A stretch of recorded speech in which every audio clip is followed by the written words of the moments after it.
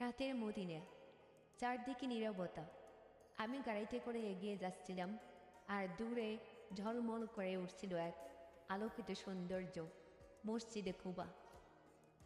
অন্ধকার আকাশের নিচে সাদা গম্বুজগুলো যেন চাঁদের আলোয় ঝলমল করছিল।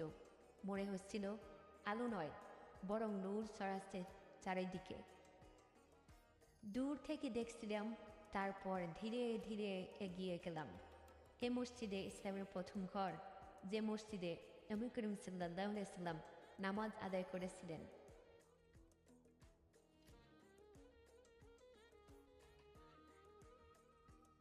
হৃদয়ের ভিতর তখন এক প্রশান্ত স্রোত বয়ে যাচ্ছিল।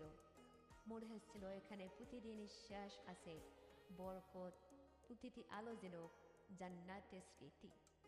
রাতের মসজিদে কুবা, যেখানে অন্ধকার শেষ হয় আর শুরু হয় নূরের যাত্রা।